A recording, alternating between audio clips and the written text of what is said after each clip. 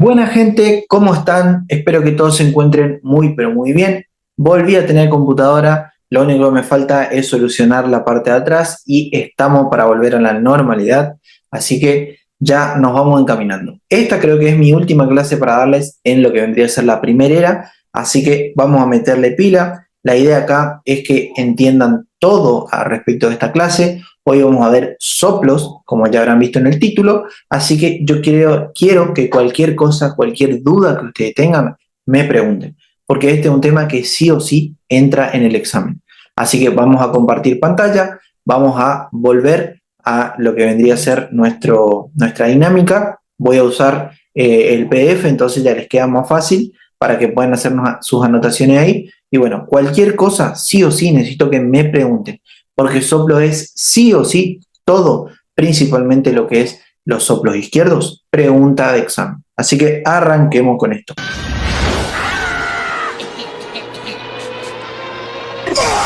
Muy bien. Primero, para hablar de soplos tenemos que hablar sí o sí del ciclo cardíaco. Si ustedes no saben o no entienden el ciclo cardíaco, ya empezamos mal. Entonces, encontré este dibujo bastante didáctico y bastante fácil para que ustedes se acuerden. No les aconsejo que se acuerden ahora de cuánta presión tiene la aurícula derecha, cuánta la aurícula izquierda, cuánto tiene que vencer todo, porque eso era de oficio. Ahora, lo que yo sí o sí necesito es que ustedes se centren en entender, digamos, lo normal, digamos, lo que necesitan para entender soplos. Después, si ustedes tienen tiempo y quieren, ahí pueden, digamos, estudiar de vuelta fisiología. Pero acá la idea es que ustedes sí o sí entiendan para interpretar un soplo, reconocer en qué parte del ciclo cardíaco estamos ubicados. Entonces, si nosotros nos acordamos, el ciclo cardíaco tenía principalmente dos periodos, una diástole o relajación y una sístole, que era la contracción. De ahí, algo que se tienen que acordar es que la diástole se daba tanto en la aurícula como en el ventrículo y la sístole se da tanto en el ventrículo como en la aurícula. Entonces, para yo interpretar o entender bien el ciclo cardíaco, yo me ubicaba dentro de una cavidad. Por ejemplo, me puedo ubicar dentro de lo que vendría a ser el ventrículo derecho o el ventrículo izquierdo. A mí me sirve más ubicarme en el ventrículo izquierdo. Entonces, de ahí yo digo, bueno, ¿cómo está delimitada cada una? Si ustedes se acuerdan, el R1, que era el cierre de las válvulas auriculoventriculares, o sea, la mitral y la tricúspide, me determinaban el inicio de lo que vendría a ser la sístole. ¿Por qué? Porque una vez que todo el ventrículo, como ven acá, se llena de sangre, ahí se cerraban las válvulas auriculoventriculares y empezaba el periodo de sístole. Si ustedes se acuerdan, el periodo de sístole tiene, como dice acá, que está determinado entre el R1 y el R2, tiene dos fases, la contracción isovolumétrica y la eyección. Estas dos fases se dan primero la contracción isovolumétrica y después lo que vendría a ser la fase de eyección.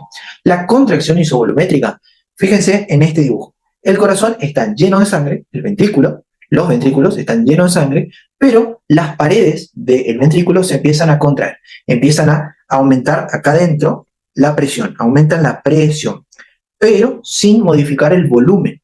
Por eso se llama contracción iso de igual volumétrica. Entonces, una vez que todo esto pasa y que el ventrículo junta tanta fuerza para vencer lo que vendría a ser la aorta y la pulmonar, obviamente cada ventrículo con sus determinadas presiones, una vez que ellos vencen esa fuerza, ¡pum!, se abre lo que vendría a ser las válvulas. Y ahí empieza este periodo, que es el periodo de eyección. La apertura de las válvulas no genera ningún ruido, sino que recién cuando se cierran. Entonces, una vez que los ventrículos eyectan toda la sangre que pueden, digamos, porque siempre queda un remanente, ahí se produce el R2, porque el R2 es el cierre de las válvulas sigmoideas, lo que vendría a ser la aórtica y la pulmonar. Y ahí empieza, como el ventrículo hizo mucha fuerza, así como cuando ustedes se van al gimnasio, necesita descansar. Y ahí empieza lo que vendría a ser el segundo periodo, que es el periodo de diástole. El periodo de diástole empieza con la relajación isovolumétrica, que la relajación isovolumétrica, el volumen dentro de los ventrículos es igual, es poco, pero las paredes necesitan relajarse. Una vez que eso pasa, lo que pasa arriba en las aurículas es que las aurículas estaban aumentando su presión, fíjense que acá está, digamos, llena de sangre, entonces acá empieza a aumentar la presión. Ese aumento de presión llega un momento que vence la presión que hay acá adentro.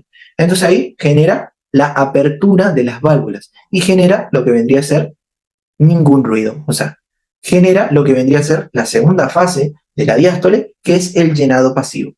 El llenado pasivo, ustedes van a ver que se divide en dos partes, o que se puede dividir en dos partes. En un llenado rápido, que es, digamos, como el ventrículo está vacío de sangre, la sangre por diferencia de presión se vuelca rápidamente, va. Después entramos en un llenado un poco más lento, donde el llenado lento lo que hace es, como el ventrículo ya tiene más presión, empieza, digamos, a ir la sangre un poquito más lento. Y lo que pasa al último es que una vez que el ventrículo ya está con un poco más de sangre, lo que pasa es que la presión en la aurícula es menor que la del ventrículo. Pero la aurícula tiene algo que el ventrículo no está sabiendo, que se va a contraer. Y ahí, digamos, es la tercera fase, que es la fase de llenado activo. O la también llamada, acuérdense que acá teníamos el llenado pasivo, entramos en lo que vendría a ser el llenado activo o también denominada, como me gusta a mí, la contracción auricular o la patada auricular. Esta patada auricular o contracción auricular le termina de mandar ese 20% al ventrículo de sangre. Y ahora ustedes estarán, sí, yo me acuerdo de esos oficios. Entonces, listo. Ese es la parte del ciclo cardíaco que yo necesito que ustedes se acuerden. Porque una vez que el llenado activo termina, o sea que la sangre de la aurícula, que después de la patada, que mete toda la sangre al ventrículo, ahí esas válvulas se cierran y generan el R1. Y el R1 ahí me determina lo que vendría a ser el inicio de la sístole, de otro ciclo cardíaco. Una vez entendido eso, ahora sí podemos hablar de soplos.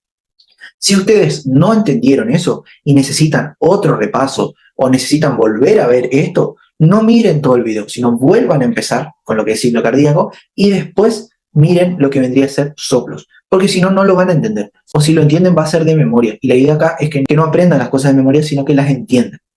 Ahora hablemos de soplos. Como nosotros ya hablamos o ya sabemos qué es un soplo, obviamente que sí o sí tenemos que, cuando vamos a hablar de algo, tenemos que definirlo, clasificarlo si puedo, y obviamente después explicarlo. ¿Un soplo qué es? Un soplo es la expresión auscultable de lo que vendría a ser un flujo turbulento. ¿Qué quiere decir eso? Si ustedes se acuerdan, nosotros en fisiología veíamos que el flujo de la sangre era un flujo de tipo laminar. O sea, la sangre iba, digamos, rozando de manera armónica entre el vaso sanguíneo y se desplazaba sin problema. No generaba un sonido. Sin embargo, si yo tengo, por ejemplo, una obstrucción en algún nivel, en lo que vendría a ser el camino de la sangre, va a generar un flujo de tipo turbulento.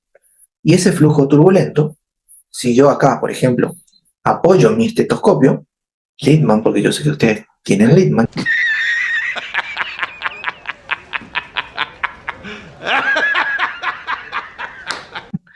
si yo apoyo mi estetoscopio, ahí lo que yo voy a escuchar es lo que se denomina soplo.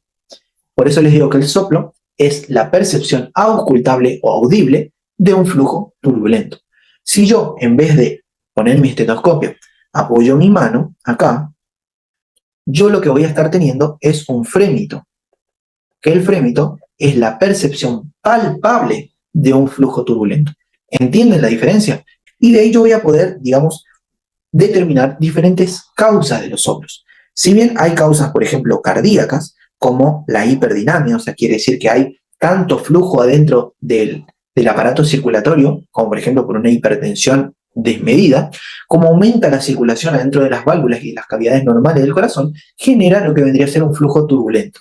Después, obviamente, y esto sí o sí lo vamos a ver con profundidad, las estenosis valvulares, ya sea de las válvulas auriculoventriculares como de las sigmoideas. Después, las insuficiencias valvulares.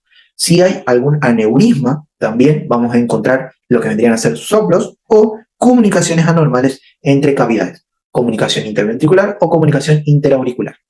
Después, hay causas ya más raras que les pregunten a ustedes, como por ejemplo las de tipo extracardíacas. Y acá vamos a tener, por ejemplo, a la anemia, al embarazo, a la fiebre, el hipertiroidismo y algunas deformidades torácicas, como el pectus excavatum, la cifoescoliosis y el síndrome de la espalda recta. Esto, a respecto de lo que vendrían a ser las causas extracardíacas, hasta ahora no he visto que se pregunten tanto en el oral. Lo que he visto que se pregunta siempre es al respecto de los soplos de estenosis y de insuficiencia, porque es algo que ustedes lo van a ver sí o sí en sus prácticas el día de mañana.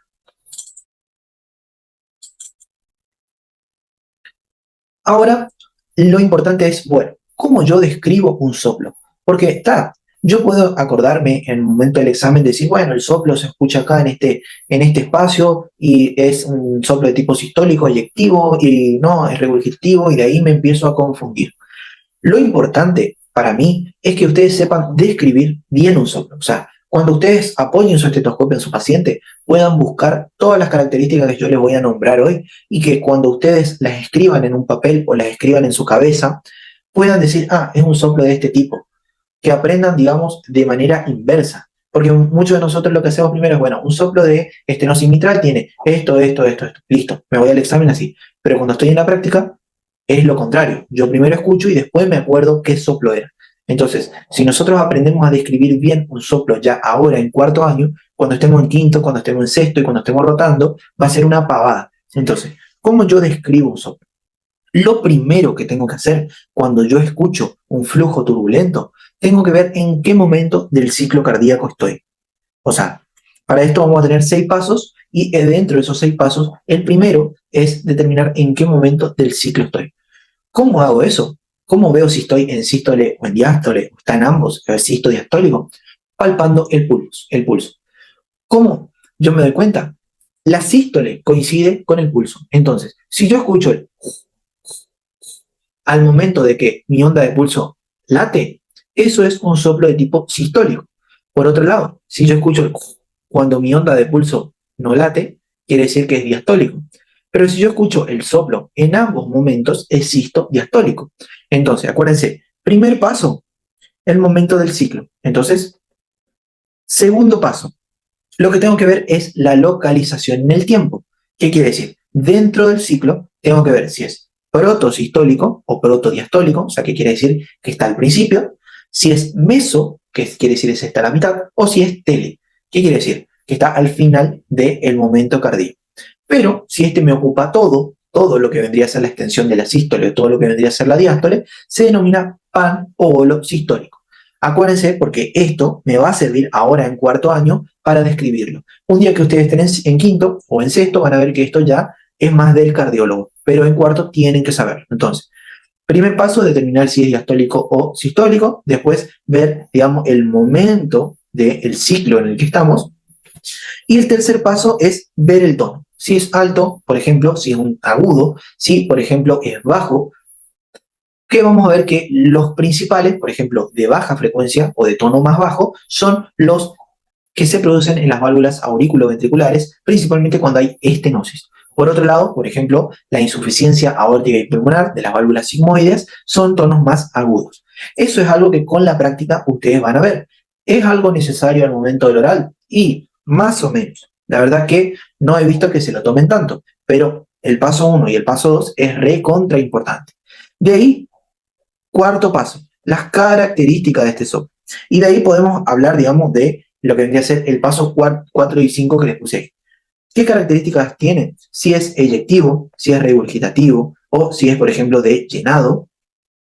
Y, por ejemplo, si es un tipo que está en barra, si es un tipo romboidal, si es un tipo, por ejemplo, en decreciendo. Esas son las características del soplo. Y por último, tenemos lo que vendría a ser la intensidad del soplo. La intensidad del soplo. Ustedes van a escuchar que por ahí, o van a ver en alguna historia clínica que dice, bueno, es un soplo 1 en 6, o 3 en 6, o 5 en 6. Vamos a ver que esto de la intensidad del soplo quiere decir que tanta probabilidad de que ese sonido sea un soplo.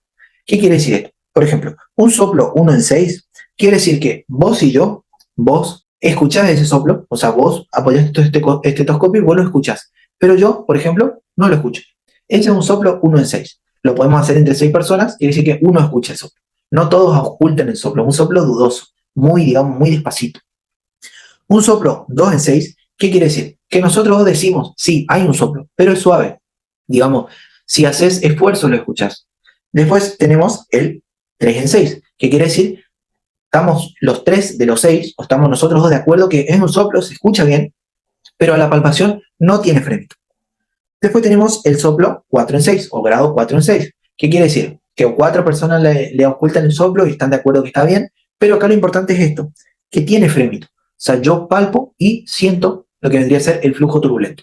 Y por último, el 5, el 6 o el 6 y el 6, quiere decir que es un soplo ya instaurado de máxima intensidad, o sea, vos apoyás tu estetoscopio y te revienta la cabeza de lo fuerte que es, tiene frémito, y algo que van a ver que el 6 de 6 es sin estetoscopio. Pero algo que a mí me gustaría que ustedes entiendan ya, porque por ahí la intensidad les hace decir, bueno, pero entonces entre más intenso el soplo es más grave, y no es así. La intensidad no es igual, o sea, es diferente a la gravedad del soplo. ¿Y esto qué significa? Imagínense que yo tengo, por ejemplo, una válvula que en un lugar, o sea, en un paciente, por ejemplo, está obstruida, así, o sea, todo esto es obstrucción, digamos, y en otro paciente tengo la misma válvula, pero está obstruida menos. Todo esto es obstrucción, lo que estoy pintando, y por acá pasa la sangre. Y por acá, por este agujerito chiquito, pasa la sangre. Entonces, ¿en cuál ustedes creen que yo voy a escuchar más un soplo? En este, en el que está menos obstruido, yo voy a escuchar un flujo turbulento un poco más fuerte que en esto. Si bien no está comprobado que sea inversamente proporcional, lo que ustedes tienen que acordarse es que la gravedad del soplo no tiene nada que ver con la intensidad de la auscultación de ese soplo. ¿Por qué? Porque he visto que muchos dicen, no, tiene un soplo 4 en 6. Ojo que está re mal este paciente. Y por ahí no, por ahí era una estenosis leve y, digamos, no había que asustarle tanto al paciente. Entonces, acuérdense de esto porque es muy importante y les va a servir para el día de mañana en su práctica. Podemos clasificar a los soplos en sistólicos, en diastólicos y los sistodiastólicos. Acá lo importante, y con la mano en el corazón, es que ustedes sepan sí o sí los de la cavidad izquierda. Los de la cavidad derecha son prácticamente iguales. Si bien los de la cavidad izquierda son los que tienen más signos y más, digamos, son más preguntados en examen por ahí las características que tiene cada uno. Entonces, algo que yo quiero que se acuerden ahora y que lo anoten en un papel es que los soplos sistólicos vamos a tener a las insuficiencias de las aurículo-ventriculares y a las estenosis de las válvulas sigmoides. Pero ustedes ahora se preguntarán, Lucas, ¿qué es una estenosis y qué es una insuficiencia? Yo les había dicho en la clase anterior que las puertas hacían ruido cuando se cerraban. Entonces, supongamos que yo quiero entrar ahora a mi casa y cuando me voy a abrir la puerta, me cuesta abrir, hay una resistencia. Quiere decir que esa puerta está estenosada. La estenosis es la dificultad para abrir la válvula, para abrir la puerta. Entonces, una válvula estenosada quiere decir una válvula que se abre menos. Por otro lado, supongamos que yo venga a mi casa y sople la puerta y la puerta se abra y se cierra y se abre y se cierra y haga lo que quiera la puerta. Eso es una insuficiencia. Es, digamos, la incapacidad de la válvula de cerrarse correctamente. Entonces, una insuficiencia, vamos a ver que la sangre va a ir y va a venir para todos lados. Por otro lado, la estenosis, a la sangre le va a costar ir hacia donde tiene que ir. No va a tener problema, digamos, para quedarse en su cavidad, pero va a tener problema para pasar de etapa, digamos, para pasar hacia el otro lado. En cambio, la insuficiencia, la sangre va a salir, va a entrar, va a salir, va a entrar, va a hacer lo que quiera, porque la puerta esa está, digamos, como esa puerta giratoria, ¿ven? Que entra y sale el que quiere. Entonces, dentro de lo que vendrían a ser los soplos sistólicos, yo voy a tener, acuérdense que en la sístole yo tenía la contracción isovolumétrica y lo que vendría a ser la eyección. Si yo, por ejemplo, tengo esta válvula, que es la válvula sigmoide, estenosada, yo voy a ver que en los soplos sistólicos, como la válvula no se va a poder abrir correctamente, ahí me va a generar un flujo turbulento. Entonces, las estenosis sigmoides son sistólicas. Y por descarte, digamos, en contrapartida, lo que vendría a ser las válvulas auriculoventriculares van a estar, digamos, totalmente así como a las que me importa, abiertas o cerradas de manera incompleta, para ser las auriculoventriculares. Entonces, acuérdense, sistólicos, insuficiencia de las auriculoventriculares y estenosis de las sigmoides. Tengo otras, como por ejemplo la comunicación interventricular o interauricular. Pero acuérdense de esto, sí o sí. Entonces, los soplos diastólicos, digamos, por descarte o por contralateral o por contrario, van a ser de insuficiencia, van a ser las sigmoides. Y de estenosis van a ser las auriculoventriculares. Queda, digamos, fácil, queda, digamos, no de memoria, pero digamos como una trampa para el examen. Entonces, acuérdense de eso. Ahora vamos a ver cada una, digamos, en particular. Les voy a decir, obviamente, cuáles son las que se preguntan sí o sí en examen, pero acuérdense, por favor, de lo que les voy diciendo que es pregunta de examen. Porque después yo necesito que ustedes entiendan y que repasen. Nada más. La estenosis aórtica. Válvula aórtica, dijimos, comunica lo que vendría a ser el ventrículo izquierdo con la arteria aorta. Y vamos a ver lo siguiente. Si bien es un soplo sistólico, o sea que va a estar entre R1 y lo que vendría a ser R2, algo que tenemos que saber es que va a pasar lo siguiente. Estenosis a la válvula le cuesta abrirse. Entonces lo que va a pasar es que el ventrículo va a estar cargado de sangre y una vez que venza la presión, recién se va a abrir la válvula. Pero a la válvula le cuesta abrirse, ¿sí? Entonces, si ustedes se acuerdan, yo les voy a dibujar acá abajo, R1 y R2. Si ustedes se acuerdan, yo tenía un periodo de contracción isovolumétrica, que la contracción isovolumétrica, ¿qué es lo que iba a hacer? Iba a contraer todas las paredes de ese ventrículo para vencer la presión de la aorta. Y si yo tengo una puerta más, digamos, que necesita más fuerza para poder abrirse, lo que mi ventrículo va a tener que hacer es más fuerza. Pero mientras tanto el tiempo va pasando. Entonces pasa lo que vendría a ser la parte de proto y empieza el soplo, o sea, la sangre empieza a pasar en mesosístole. Entonces, ¿qué es lo que va a pasar? Cuando el ventrículo logre vencer esa fuerza, se van a abrir las puertas, se va a abrir la válvula. ¿Estamos? Entonces, ¿qué es lo que va a pasar? Lo que va a pasar es que la sangre va a salir eyectada rápidamente, por eso me va a hacer, digamos, la primera parte, y después, una vez que vuelque todo acá, va a ir bajando la presión acá dentro del ventrículo y va a generar lo que vendría a ser el descenso de la sangre, el descenso del soplo. Entonces, ¿cómo yo me voy a acordar de este soplo de estenosis aórtica?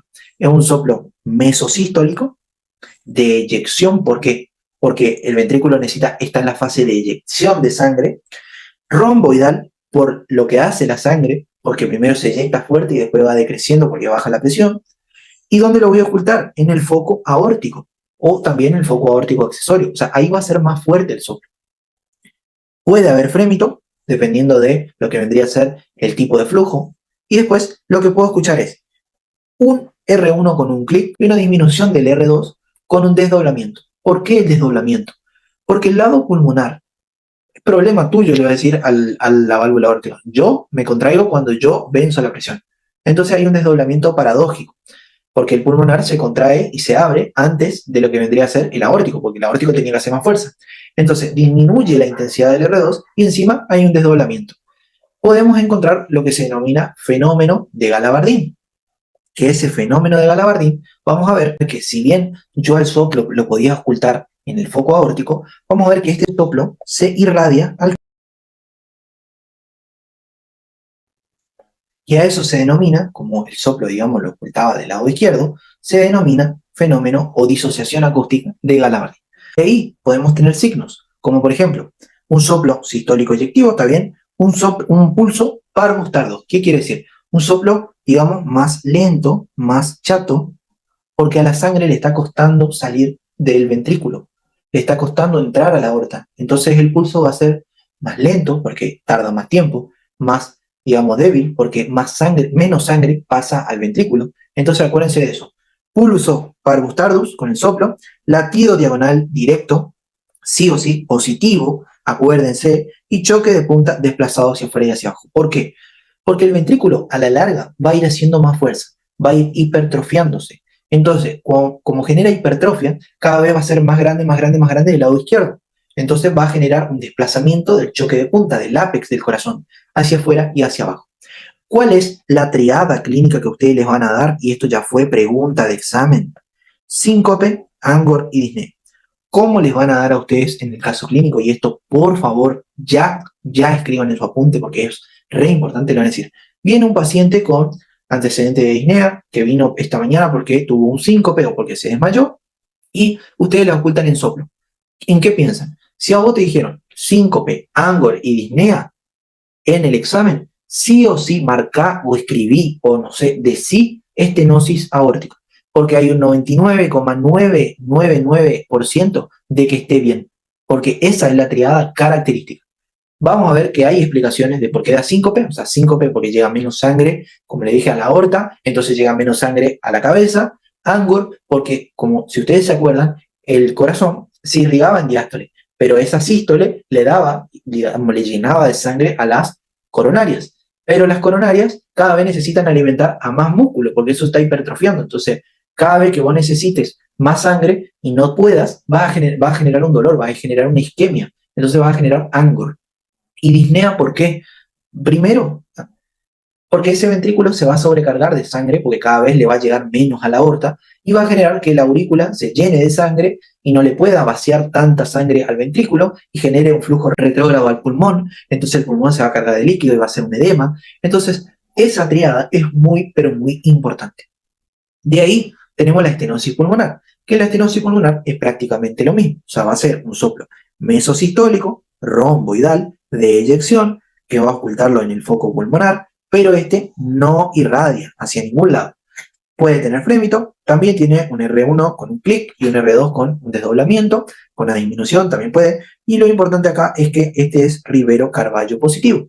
Si ustedes se acuerdan, los soplos de lo que vendría a ser el corazón derecho aumentaban con Rivero-Carballo y, por ejemplo, podemos tener hipertrofia de ventrículo derecho, que nos va a dar el latido sagital positivo. Y obviamente que el signo de Dressler, acuérdense, pregunta de examen, ya vimos la clase pasada, y este va a tener una onda A gigante del pulso venoso. Acuérdense, corazón derecho, pulso venoso. Ya vimos en la clase de pulso venoso. Y por último, lo que vendría a ser la comunicación interauricular, vamos a ver que es un soplo. Si yo tengo dos aurículas, y acá teníamos el tabique interventricular, y acá hay una solución, digamos, de continuidad, o sea, tengo una comunicación entre ambos. ¿Yo qué voy a tener? Voy a tener un soplo de tipo mesosistólico, de eyección, porque la contracción auricular iba a generar flujo. Primero lo que va a pasar, como ustedes ya saben, va a ir desde lo que vendría a ser la aurícula izquierda hacia la aurícula derecha. Y de ahí, ¿dónde lo voy a ocultar? El soplo, ¿dónde lo voy a ocultar? En el foco pulmonar, no irradia. De ahí puedo tenerlo, por ejemplo, que esto se acompaña de una fibrilación auricular por la sobrecarga auricular, ya es menos preguntado. Pulso venoso yugular por la sobrecarga de la aurícula derecha, con ausencia de la onda A, el pulso venoso yugular va a estar aumentado. Vamos a ver hipertrofia del ventrículo derecho, porque como la aurícula derecha se sobrecarga de sangre, va a mandarle más sangre al pobre ventrículo derecho. Entonces va a tener latido sagital positivo y signo de Dressler.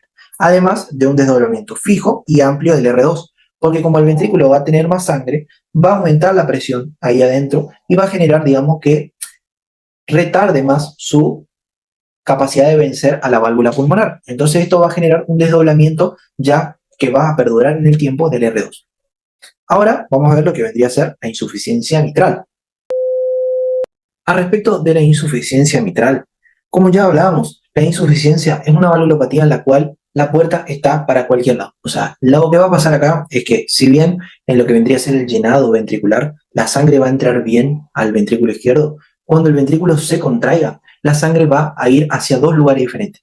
Va a ir hacia la aorta y va a volver a la aurícula izquierda. ¿Por qué? Porque esta válvula que vemos acá, la válvula mitral, cuando el ventrículo se contraiga, va a ir hacia lo que vendría a ser una cavidad de menos presión, que es la aorta, y también, como la aurícula tiene menos presión, va a ir hacia la aurícula. O sea, va a ir a dos lugares, va a tirar lo que vendría a ser su sangre. De ahí lo que vamos a ver es, si es un soplo sistólico, ya sabemos que está entre R1 y entre R2. Pero ¿cómo determinamos si es, por ejemplo, proto, meso o telesistólico? Entonces, tenemos que ver lo siguiente.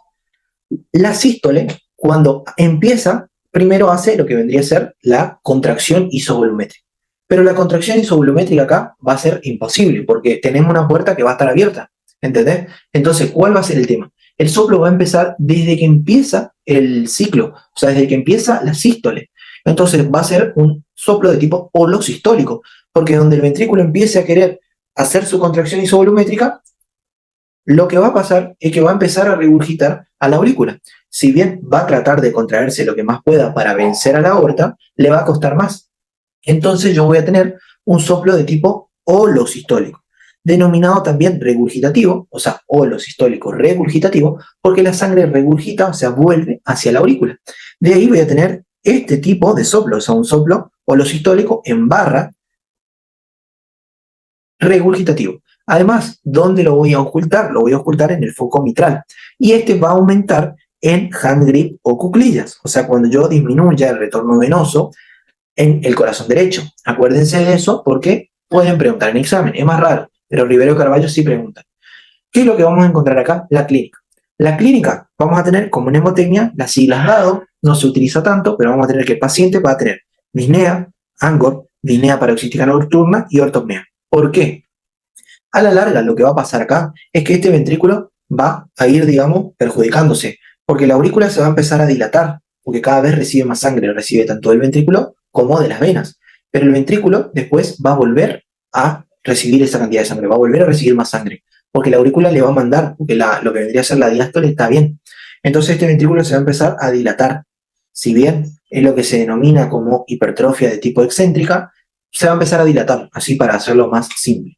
¿Cómo se va a empezar a dilatar? Me va a dar como signos lo que se denomina un latido diagonal directo, positivo, un choque de punta desplazado hacia afuera y hacia abajo, y signos de insuficiencia ventricular izquierda. ¿Por qué de insuficiencia? Porque cada vez ese ventrículo, como se va a ir dilatando más, sus paredes cada vez van a quedar más delgadas. Entonces cada vez le va a ser más difícil mandar sangre a la periferia. Entonces, ¿qué es lo que va a tener? Va a sobrecargar a la aurícula y va a generar disnea, va a generar insuficiencia cardíaca, angor, porque cada vez le cuesta nutrir más a las coronarias a ese tejido, disnea paroxística nocturna y ortopnea por la insuficiencia cardíaca. Además va a tener ritmo de galope, estertores pulmonares, taquicardia. ¿Y cuáles son las causas de esa insuficiencia mitral? Eso es pregunta de examen, siempre. La valvulopatía reumática, o sea, la fiebre reumática producida por el estreptococo beta hemolítico, genera lo que vendría a ser después insuficiencia mitral. Valvulopatía mitral, porque también da estenosis.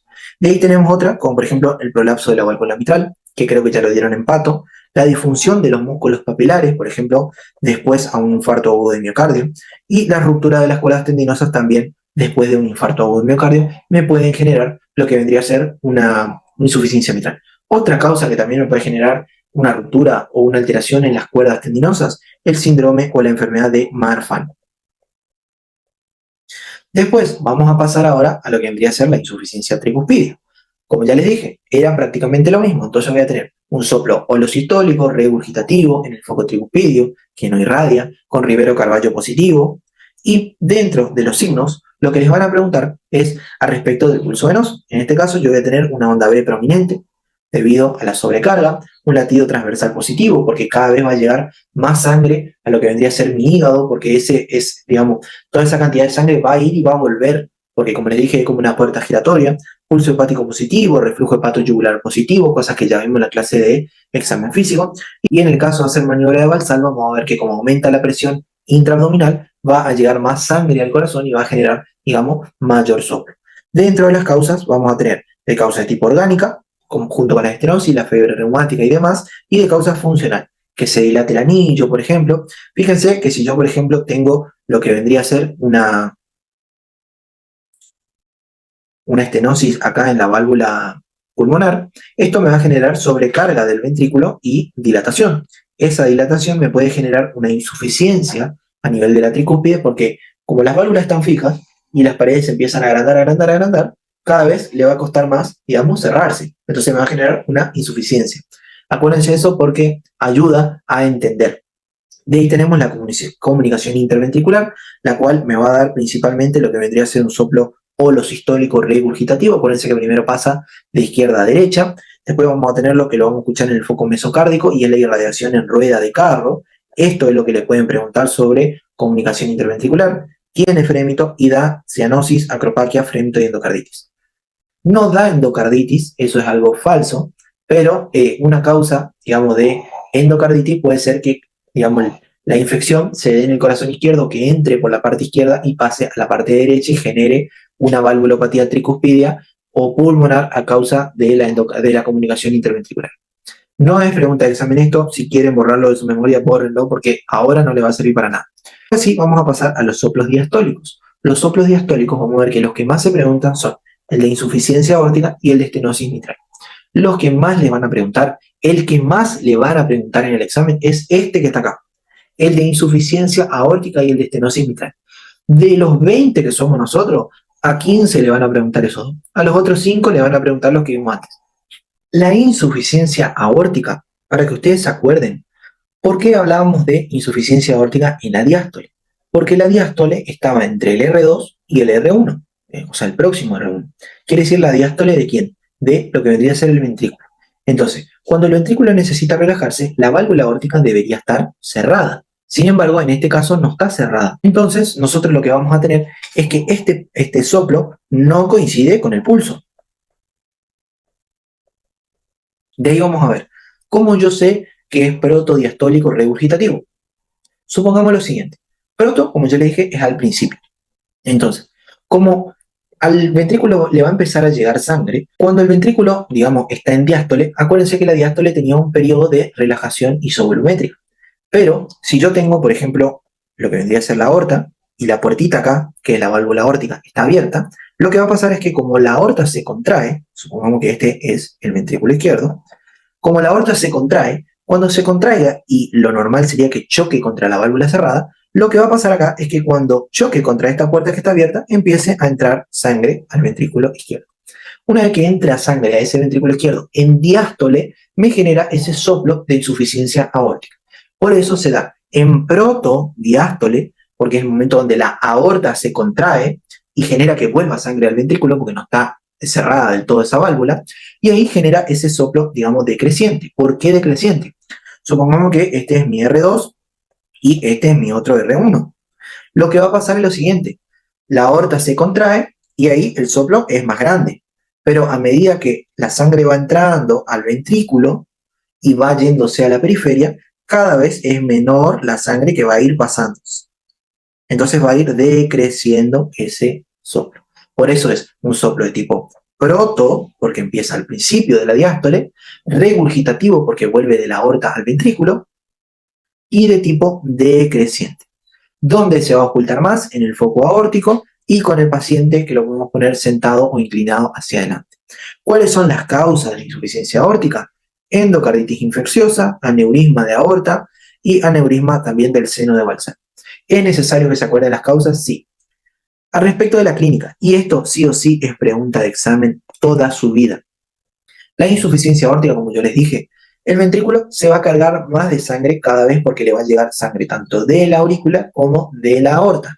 Entonces, cada vez que haga su expulsión, va a ser como que a la aorta le va a llegar más sangre y se va a quedar sin sangre más rápido porque va hacia la periferia y hacia el ventrículo. Entonces, vamos a ver un montón de signos que van a ser tipo como destello, o sea, pum, pum, pum.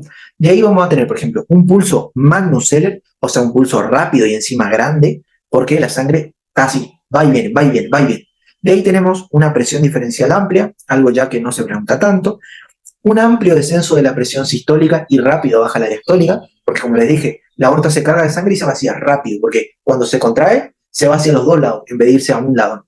De ahí va a tener varios signos. Primero, el signo de Quink o signo de Quinque, que es, digamos, un signo que lo van a ver acá, en el lecho unguial. Yo les voy a dejar una fotito ahí, que van a ver que hace pum, pum, pum, que lo pueden ver también con la linternita del celu.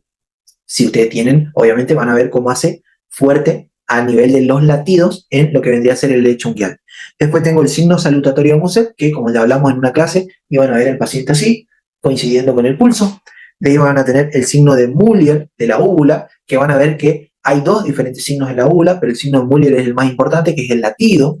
De ahí van a ver el pulso en martillo de agua, que también seguramente les van a preguntar más que nada en quinto año, y el signo del pistoletazo de Traube. Todos estos signos los tienen que saber, chicos, pero sí o sí, porque es pregunta de examen. Saber sí o sí. No se olviden de esto, porque de soplos a la mayoría le van a preguntar esto. Sí o sí, acuérdense, porque sí o sí les van a preguntar.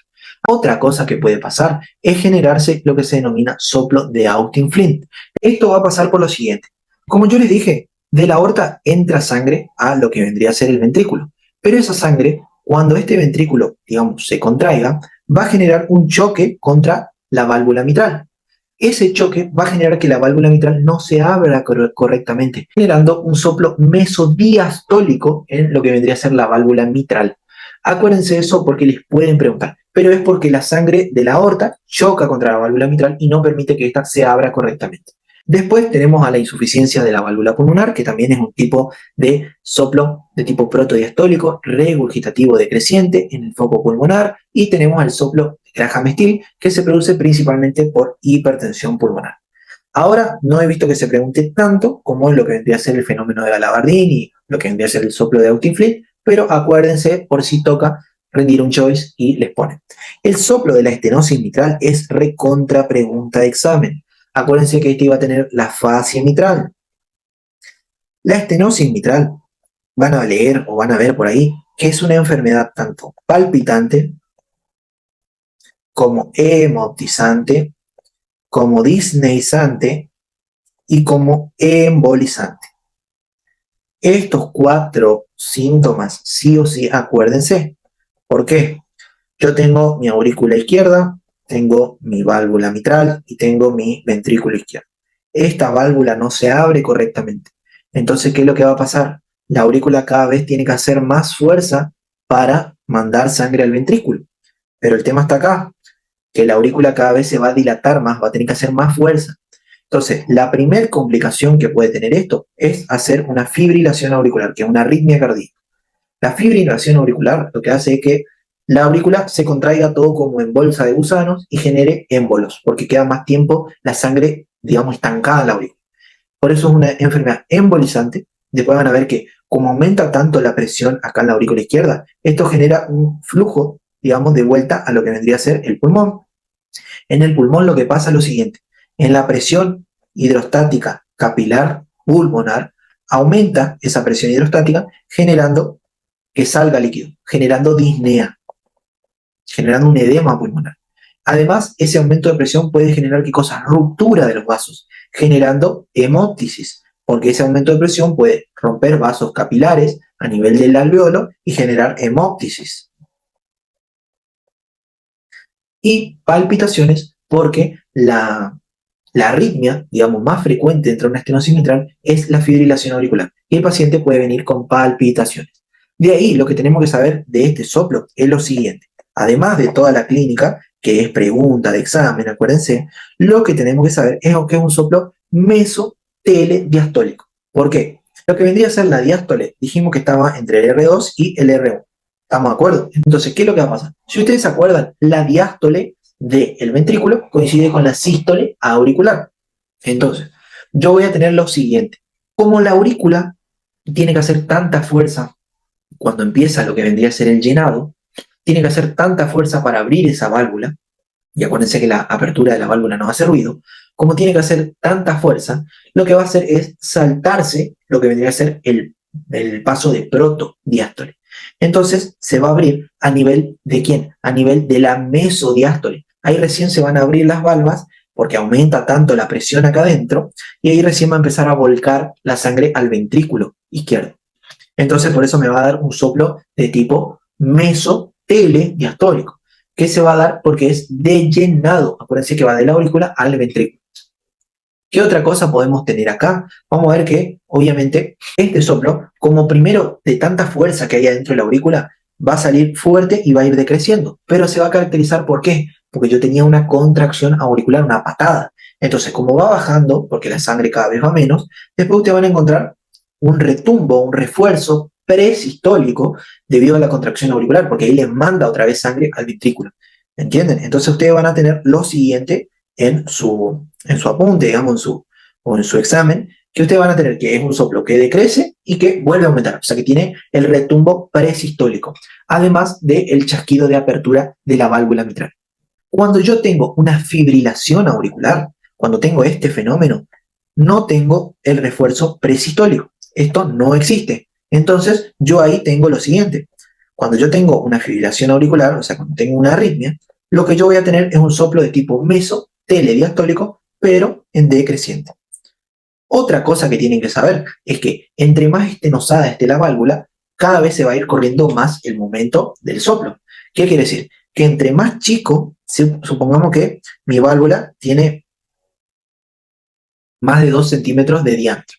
Si yo tengo una estenosis, digamos, leve, o sea, entre 2 a 1,5, lo que va a pasar es que me va a generar un soplo, digamos, desde la mesotelesístole, la mesotelediástole. Pero si yo tengo, por ejemplo, un agujero cada vez más chico, menor a 1 centímetro, lo que va a pasar es que cada vez se va a cortar ese tiempo de diástole. Cada vez la aurícula va a tener que hacer más fuerza y le va a quedar menos tiempo para hacer la diástole. Entonces, el soplo, acuérdense, a medida que esté más cerca de lo que vendría a ser el próximo ruido cardíaco, ahí es más, digamos, es más grave. A medida que esté más alejado o esté más cerca del próximo ruido cardíaco, es más grave. Acuérdense de eso para ustedes, no para el examen. Después puede tener frémito, podemos tener lo que se denomina soplo de Carey-Coombs, principalmente en un episodio de fiebre reumática. Un soplo tipo corto, mesodiastólico, que se oculta mejor a nivel del ápex, o sea, irradia hacia lo que vendría a ser el ápex y la axila. ¿Cuál es la diferencia con el soplo de estenosis mitral? Porque no son sinónimos. Es que en el soplo de la estenosis mitral yo escuchaba el chasquido de apertura. En el soplo de Carrie-Combs yo no tengo un chasquido de apertura. Este soplo de Carrie-Combs se da, como dice acá, por un hiperflujo o por un gran flujo de sangre a través de esa válvula estenosa.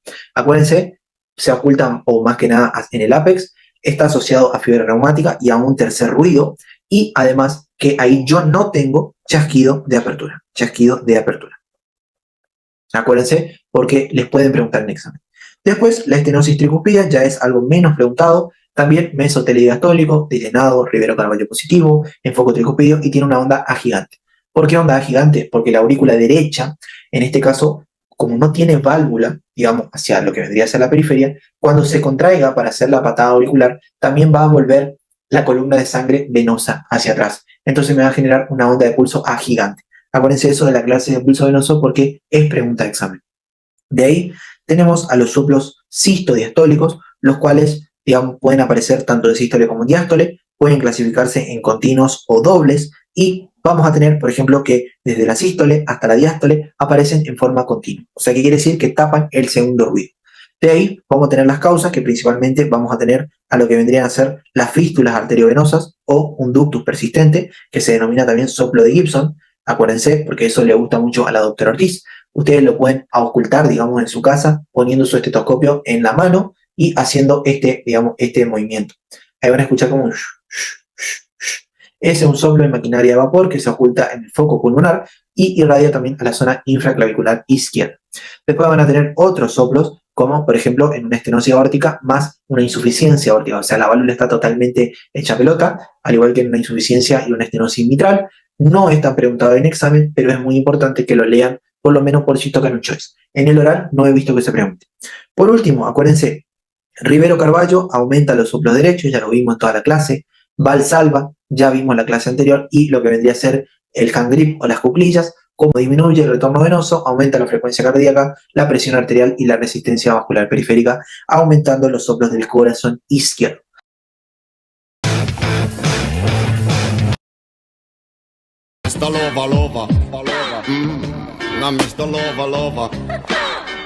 Con eso, gente, terminamos la clase de hoy de soplos. Espero que les haya gustado, espero que les haya servido, que se haya entendido todo, obviamente, y espero, como siempre, que cualquier consulta, cualquier duda, me pregunten. Lo importante de esta clase, sí o sí, y como siempre les digo, acuérdense de lo que vendría a ser la fisio y la fisiopatología, entiendan los soplos, entiendan cómo van a escuchar, y por favor, este apunte que les pasé, sépanlo de pies a cabeza, porque les van a preguntar en el oral y sí o sí lo van a necesitar para probar. Así que, sin más nada que agregar, espero que les haya servido la clase. Nos vemos la próxima, gente.